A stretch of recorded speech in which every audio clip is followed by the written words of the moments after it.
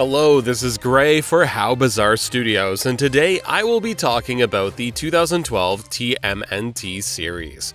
After buying the rights to the Teenage Mutant Ninja Turtles in 2009, Nickelodeon announced they were working on a new CGI animated series. The series debuted in 2012, and it was an instant hit with boys aged 2 to 11. However, because of its many similarities with the 1987 cartoon, it was very popular with their parents as well. There are two stories that merge to form the origin. Let's focus on the Shredder first. Oroku Saki was born into the Foot Clan, who were longtime enemies of the Amato clan. After an attack from the Amato clan onto the Foot Clan village, the Foot Clan ceased to exist. Saki, who was a baby at the time, was one of the survivors of the attack.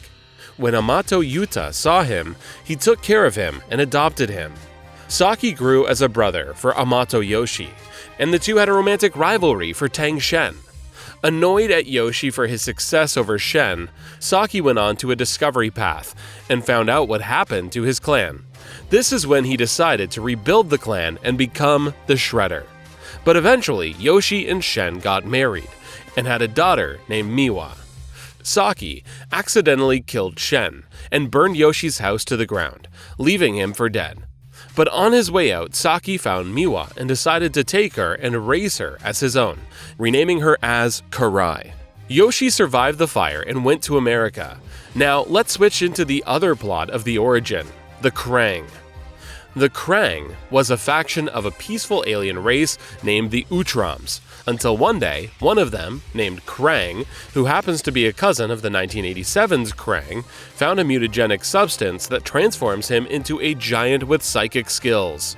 With his newfound powers, he enslaves the Utroms to his will, sharing a hive mind and destroying their individual identities. He renamed himself Krang Prime, and also renamed the species as the Krang. With all this power, he tried to conquer Dimension X and the greater universe. April O'Neil, who in this version is a teenager, was the result of a Krang hive mind multi-generational breeding program to help them stabilize the mutagen in Earth's dimension. One night, Amato Yoshi, now living in New York, bought 4 baby turtles. On his way home, he followed a suspicious man into an alley. There he saw the Krang and the mutagen for the first time. Unfortunately, a rat gave away his presence. In the resulting fight, the mutagen canister broke down and Splinter and the turtles were mutated. For the next 15 years, Yoshi, now going by the name of Splinter, trained the turtles in ninjutsu until they were ready to see the outside world. From that point on, the turtles fought both the Foot Clan and the Krang, made friends with April, and helped her fight the Krang's dark agendas. The turtles also discovered the existence of Karai and eventually realized that she was Splinter's daughter. It would take some time for Karai to trust them, as she was told by Shredder that Yoshi killed her mother. This version of the turtles introduced a love triangle between April, Donatello, and Casey Jones, who in this version is also a teenager. The turtles in this version also have different features to tell them apart, like skin color, a gap between their teeth, a chipped plastron, or freckles. The Krang eventually succeeded in conquering New York, forcing the turtles, April, and Casey to find refuge in April's family farm in Northampton. By Season 3, the turtles were able to reclaim the city and revert all the mutations created by the Krang. The turtles also met the Mighty Mutanimals, in this version formed by Slash, who used to be Raphael's pet, Leatherhead, Pigeon Pete, and Dr. Tyler Rockwell. But the Triceraton Empire attacked Earth for hosting their enemies, the Krang, and managed to destroy Earth. In the last minute, the turtles, April, and Casey were rescued by the Fugitoid, who took them out to space, and then 6 months into the past to prevent the destruction of Earth from happening. The turtles had an additional motivation, to prevent the death of Splinter at the hands of the Shredder. The turtles managed to prevent the destruction of Earth and the death of Splinter. However, they only delayed the inevitable, as Shredder got mutated into the Super Shredder and finally killed his longtime enemy. By the end of that season, the turtles put an end to the Super Shredder. The show was rebranded as Tales of the Teenage Mutant Ninja Turtles for its 5th season. It was partially aired on Nicktoons. Instead of a season-long arc, Season 5 was composed of many small thematic arcs, mostly related to the toy line. The series had two endings, one involving the 1987 Turtles teaming up with the 2012 Turtles, and another one in a post-apocalyptic world. It is worth mentioning that by the end of the series, the Dimension X of both the 1987 and 2012 series is implied to be the same.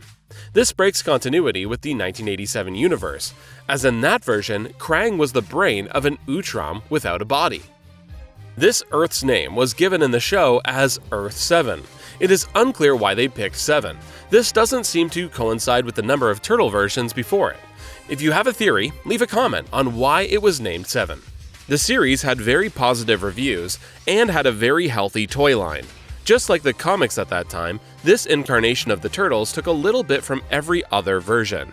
This, paired with the very well-balanced tone, is probably one of the reasons it was so popular with general audiences. It wasn't all perfect though. Some story arcs were too decompressed or repetitive, and because of that decompression, some plots were left unsolved. This Michelangelo is dumber than in any other adaptations of the Turtles. This may alienate fans of the character, especially after all the growth he had in both the 2003 series and the Mirage comics. Despite those things, the characters were very well formed from the start, and because of the formula of the series, this version was more accessible for casual viewers while still keeping regular fans engaged. This show brought the Turtles back to a new generation of kids, keeping the franchise alive and healthy. In that regard, it was a huge success for Nickelodeon. That is all for this week. Press the like button if you enjoyed this video. Thanks for watching!